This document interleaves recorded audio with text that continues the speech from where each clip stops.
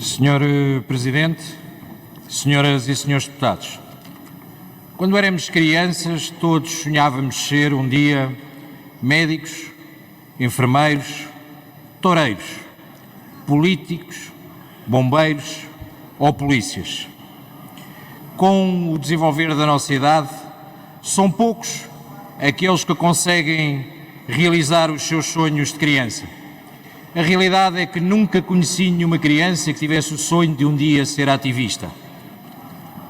Tentamos muitas vezes nesta Câmara humanizar as histórias que aqui trazemos para que lá fora entendam de forma concreta aquilo que estamos a falar. E portanto hoje farei também o mesmo e vou-vos falar do Pedro, um super-herói de farda que realizou os seus sonhos de criança e conseguiu o que poucos conseguem, realizar o sonho em duplicado.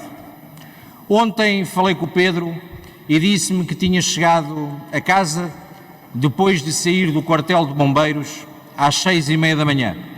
Teve tempo para tomar um banho, despedir-se dos seus filhos e às 9 da manhã entrar na esquadra da PSP, onde é chefe da polícia. O Pedro acumula 2 trabalhos, é polícia e bombeiro. Serve a nossa população. E nós, os 230, aqui sentados, tantas vezes não pensamos no Pedro e nos Pedros.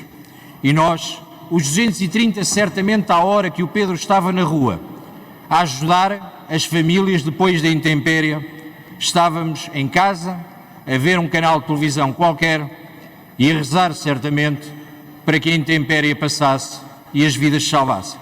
Mas a essa hora, o Pedro estava lá fora. O Pedro tem sentido aquilo que é o sistema. É vítima do sistema pela falta de reconhecimento na sua carreira, mas é vítima também porque sabe perfeitamente que os consecutivos governos não governam, não respeitam a coesão territorial, não prevêem planeamento e deixam as coisas andarem. O nosso território tem tido cada vez mais falta de investimento, não tem coesão, não tem previsão. Diz-se em Trás-os-Montes que por norma são 6 meses de inverno e 6 meses de inferno. Quando nos relembramos que depois vem o algoritmo que diz que afinal até poderia ter ardido 80% mais, ou o algoritmo que diz que 67% da chuva caiu no mesmo dia, terá sido porventura o algoritmo que deu a maioria ao Partido Socialista. É um algoritmo errado. Algoritmo este que tem feito com que o Governo vá gerindo à medida e à la carte, de acordo com o que passa às 8 da noite. No verão, discutimos a falta de limpeza das matas. No inverno, a falta de limpeza das sarjetas. Temos um problema de falta de limpeza com este Governo. Claramente. A Associação Nacional de Municípios defende mais o Governo junto dos municípios do que os municípios junto dos governos. E por isso também tem muita responsabilidade. Mas a responsabilidade de alguns municípios e de alguns presidentes de Câmara não é de hoje. No passado, António Costa, presidente da Câmara de Lisboa, mandou para a gaveta o plano de drenagem de Lisboa e é um dos nomes que deveria ficar gravado nos muros ao nível da cheia, deveria estar gravado António Costa. Mas devia estar gravado também Fernando Medina, o agora Ministro das Finanças, também ignorou por completo o plano de drenagem de Lisboa. Chega por fim Carlos Moedas, que diz que agora é que é. Em março irá fazer as obras e o plano de drenagem. E diz ao mesmo tempo, quando se passeia pelo meio das cheias, de forma quase populista, em que diz que em 5 minutos ligou a 24 presidentes de junta, diz o agora Presidente de Câmara que vai dar um apoio à economia e àqueles que perderam os seus bens, com o valor de 3 milhões de euros. Um número pomposo para quem está lá em casa, que na realidade representa 0,002% do orçamento da Câmara Municipal de Lisboa. A Câmara Municipal de Lisboa tem um orçamento de 1,3 bilhão de euros. De impostos diretos são 497 milhões de euros. 126 milhões de euros do imposto que vocês tanto gostam, que é o IMI.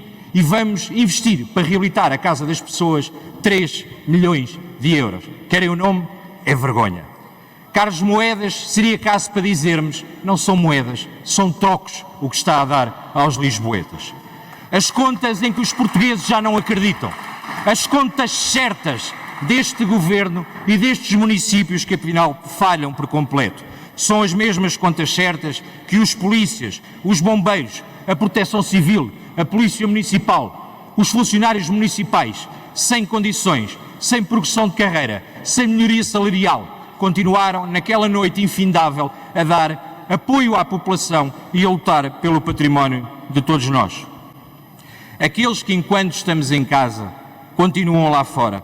Aqueles que, como o Pedro, saem de casa, se despedem dos filhos e dizem até amanhã, meu amor, sem saber se no dia a seguir voltam a casa e voltam a ver as suas famílias. E a realidade é que eles dão a vida pela população quando os senhores não se preocupam com coesão territorial, ordenamento do território, planeamento. Isso parece algo que não interessa porque os 230 saímos daqui e vamos felizes para casa.